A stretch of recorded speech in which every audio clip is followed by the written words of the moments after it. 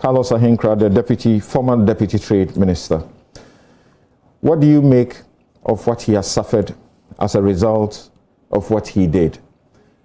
The question now being raised is that the president should not even have given him the opportunity to resign, and after the resignation, he should actually be facing prosecution. And the MPP as a party, according to Occupy Ghana, must take steps to revoke his candidature and find somebody else to do that job.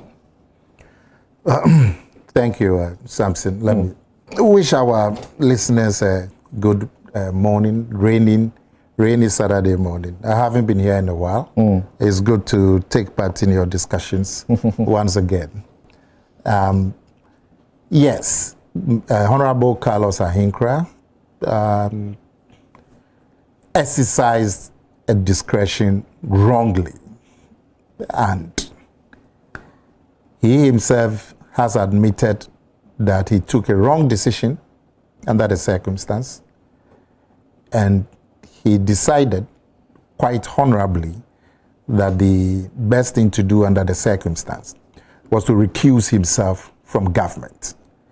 So he recognizes that he had been derelict in showing leadership at that point.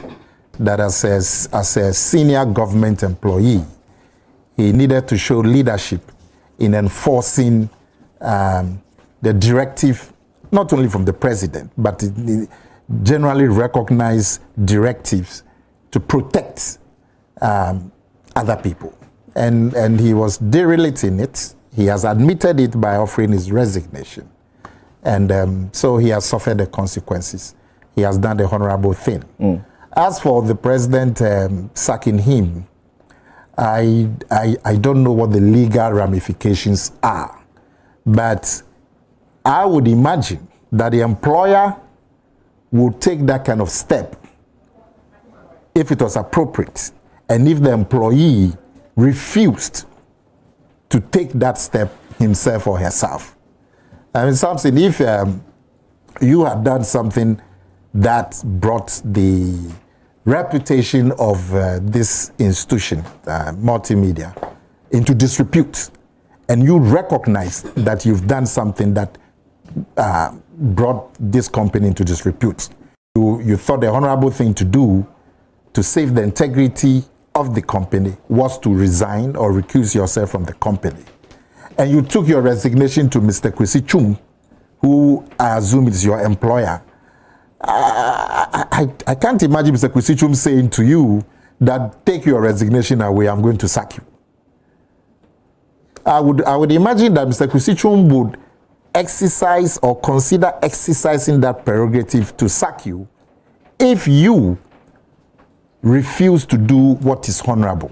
But if you yourself recognized that you hadn't acted in the best interest of the company, and you went to your employer to say, I admit what I have done is wrong, and I want to resign to save the company from any repercussions, your employer would hardly tell you that something, well, this is your letter, I refuse to accept it.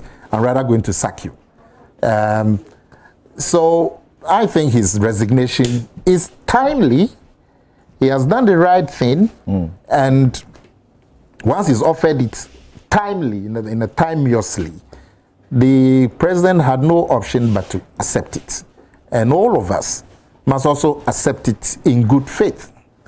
And that's what is done. As for subsequent sanctions, whether it's prosecution or the party taking further actions, well, the steering committee of the party is the body to take this any further action. What would you advise them to do if this matter came before them?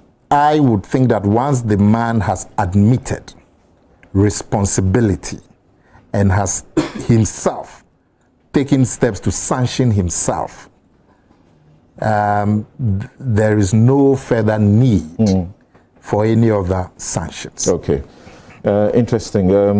Kweku,